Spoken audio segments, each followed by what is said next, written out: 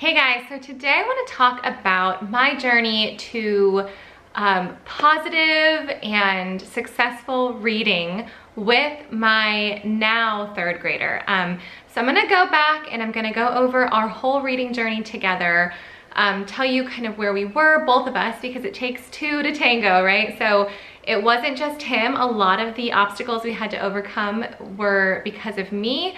And I'm gonna go back through that whole story and kind of explain where we are now and the process that we took to get to where we are now.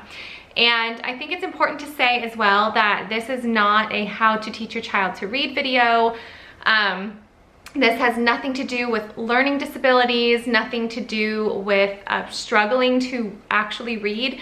This is about building confidence when you have a reluctant reader, and just kind of the journey that we were on, because this was not anything I imagined. I thought reading went one of two ways.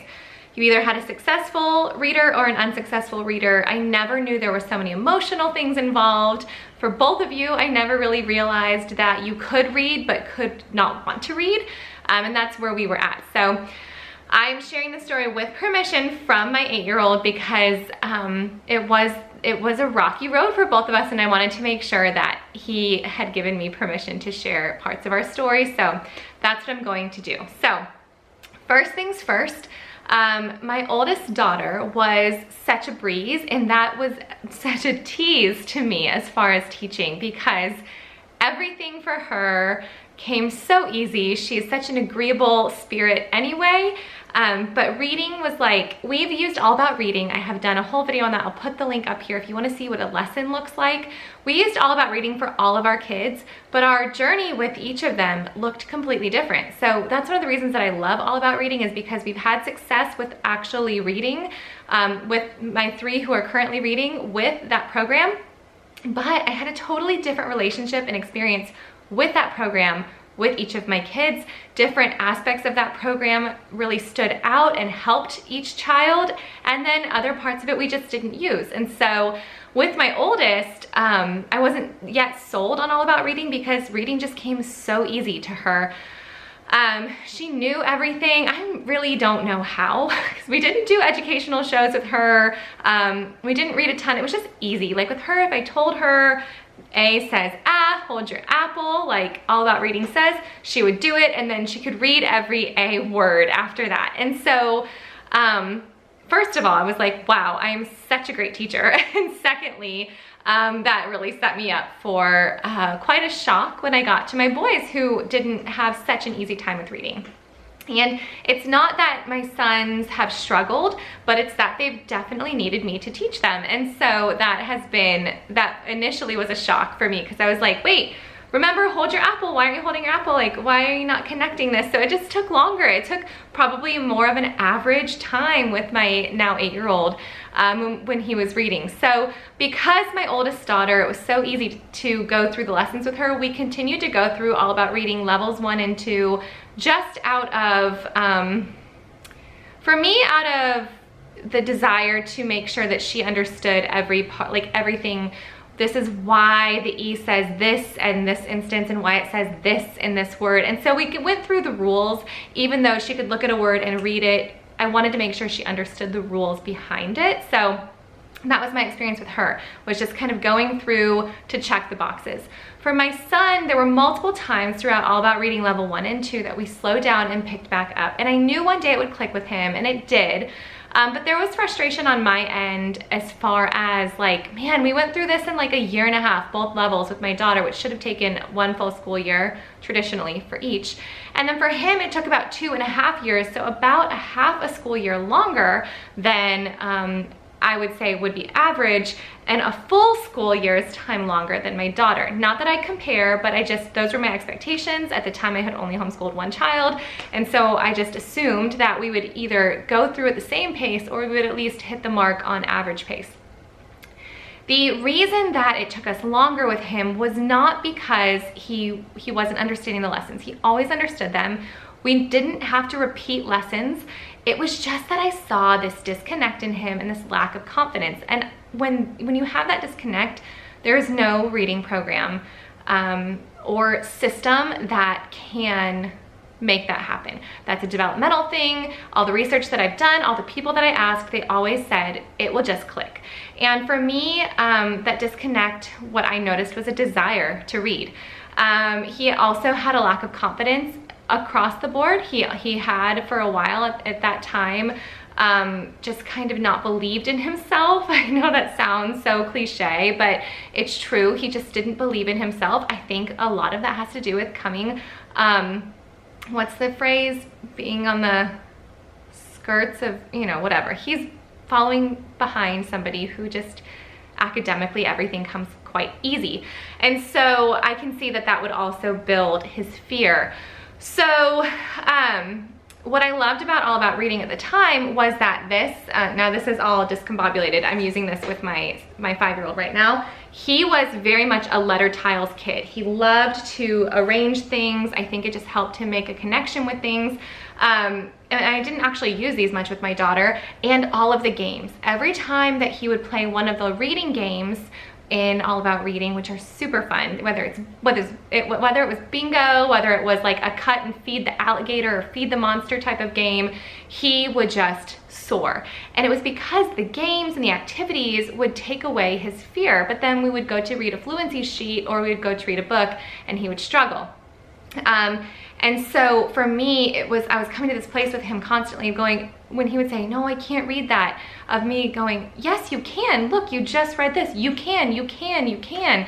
And it took a little while for me to realize that we just needed to slow our roll and we just needed to build his confidence. And thankfully, this was one of the very first times that I was like, wow, thank you, Lord, that we homeschool, because we are able to slow down. Nobody else is breezing ahead of him. There's nothing to escalate his fears here because he's not falling behind. We're just gonna slow down. We're gonna take some time. We're going to enjoy reading. And because he hadn't completed a full level yet, I didn't want to give him books to read. I wanted to just read to him. And I thought, I'm just gonna teach him that reading is fun, reading is desirable, because for me, reading is super important. I know that most of you feel this way, but I just feel like I should share my reasons behind this. Reading is never, in my opinion, a box to be checked, because it will take you anywhere. Like, reading is so important. And that's why it breaks my heart that there are so many, just the literacy rates are so low amongst current high school graduates. Even just in our own county, I was hearing, recently the numbers, and it just broke my heart, because I cannot imagine how difficult that must be for those children, for those adults. And I never think it has to do with not wanting to read. I think it oftentimes has to do with not feeling like you can. And so for me, the confidence is super important, and the desire to read is super important, because that is what is going to motivate. And I don't want to put my foot in my mouth. This has nothing to do, like I said, with learning disabilities. That also breaks my heart that those resources aren't being made available to every child, because if I could give every child the world, I would. But I'm totally getting off topic here. So I thought, we are just gonna take some time, we're gonna slow down, we're gonna put the books away, because no matter what curriculum we're using, if I'm sitting down for a formal lesson, the tensions are gonna rise.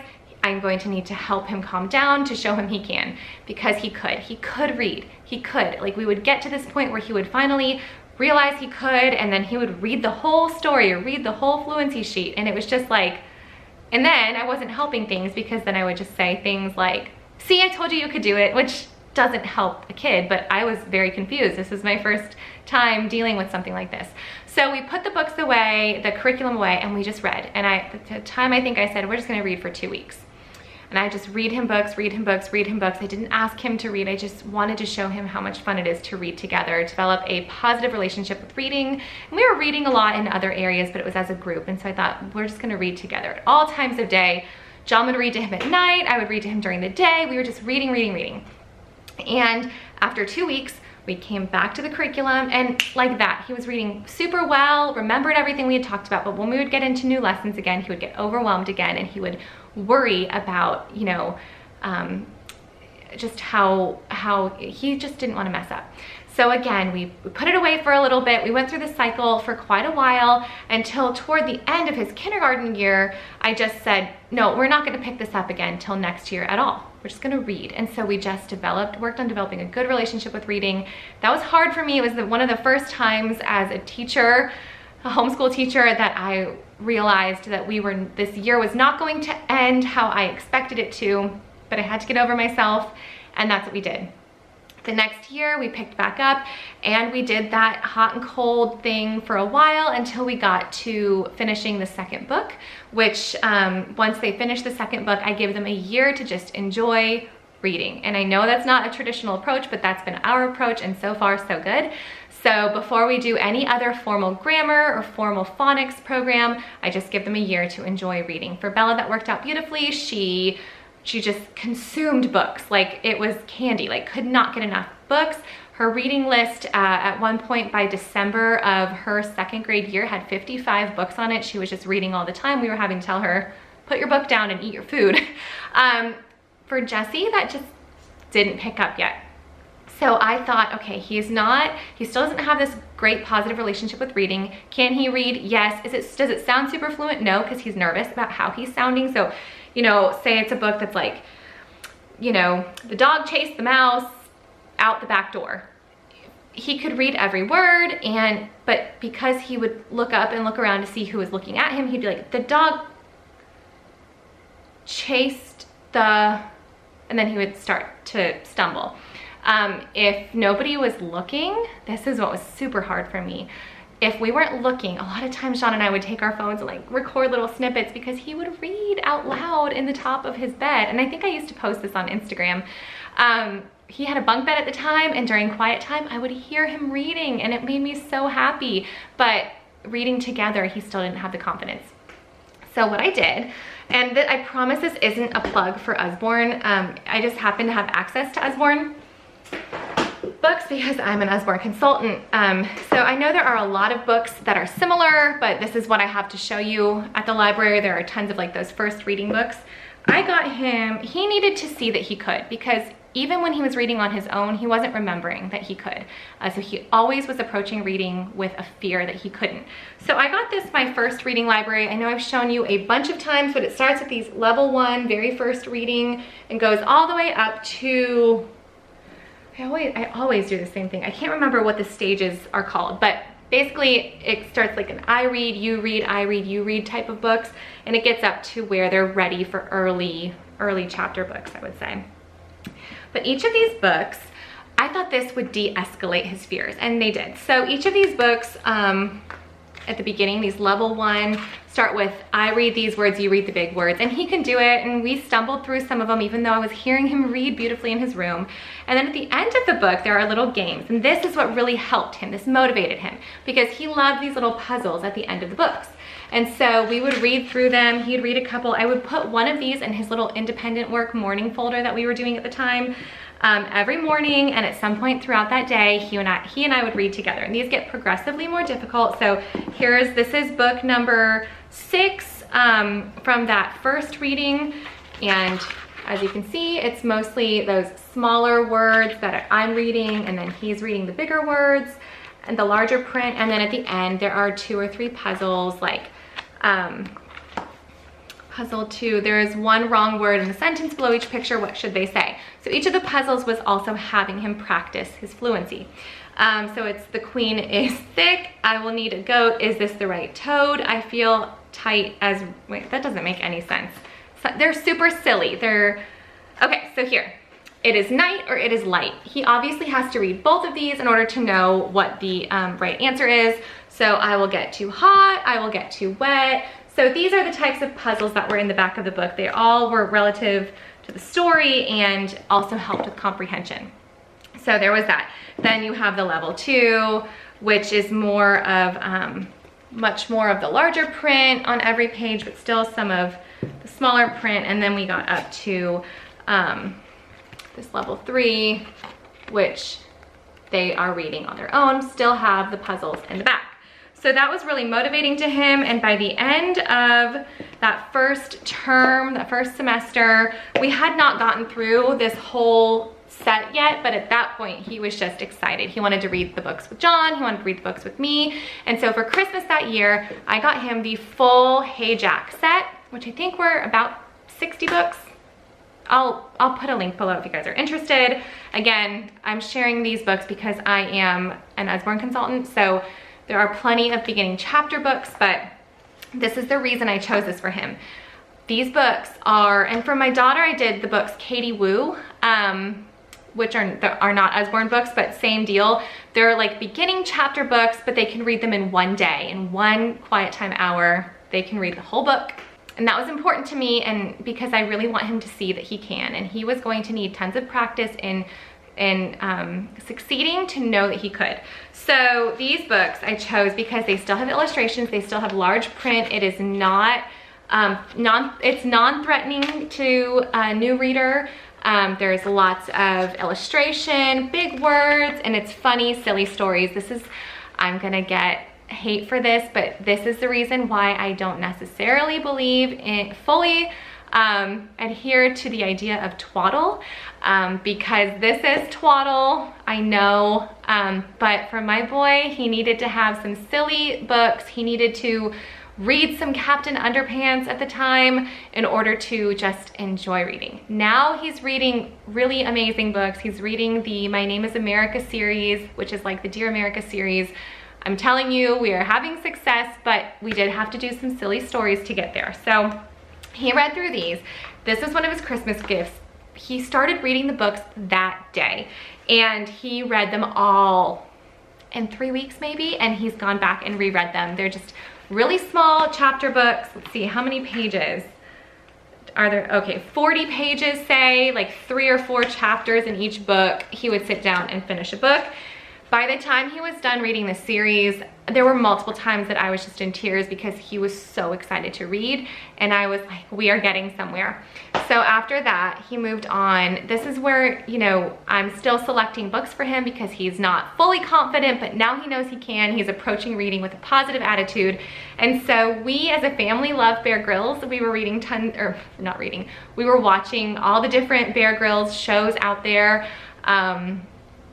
Were there 2 shows at the time? There was like that one on Netflix. I don't know if this is around the same time, but Man vs. Wild, and like the celebrity edition shows, YouTube videos. We have his other books, John and the Boys, and Bella and I, because it's what they would constantly choose to watch on family movie night. Really enjoy Bear Grylls. And Usborne at the time had, and they still do, have these Bear Grylls adventures. The illustrations look different now. They just kind of rebranded them, but they're the same stories. And I was like, this is going to be a great chapter book. They are full chapter books. The print is traditional chapter book print. There are a few illustrations, but if I were to hand him at that point a different book, even a book that I think he would have enjoyed, say The Boxcar Children, he could read it. He would read it, but I didn't think he would be excited to read it because he's not familiar with the story or with the characters yet. So got the Bear Grylls books, and he started just consuming these like candy, like my daughter did as well. And he read through every single one that was out at the time. I think maybe there were only 5 or 6 out at that time, and I was just constantly ordering them every time I put in an Usborne order. And this is the series that I credit for getting him over the hump. And as he was reading these is when he started going into the fiction section at the library and picking out his own chapter books, with obviously with us helping him and making good selections. And just, that's when he started mixing it up on his own. And for the remainder of that school year, so from like February until we ended the school year last year in 2nd grade, he would just read a bunch of different types of books, not just these books. So that was our reading journey. That's where we got to where we are now. Again, that has nothing to do with learning disabilities or any other reasons why reading is not working out. I just wanted to share our story of just the frustration and the lack of confidence and the reluctance to read. And hopefully that gives you insight if you guys are struggling with anything similar. Of course, I'm not I'm not an authority to speak about reading or anything along those lines, but I did want to share our story, and I hope that has been helpful. Everything that I've talked about, I will link below. If you guys have good series that you would recommend that are these like elementary fiction books, or first reading type of books, go ahead and leave those in the comments, because I only really know these from my son and my journey with my son. Like I said, I didn't go through this with my daughter, so I didn't necessarily have to find a lot of books that were there to bridge the gap other than Katie Woo, like I mentioned. So any books that you guys could recommend, leave those in the comments below. Thank you guys for watching, and I will see you guys soon. Bye.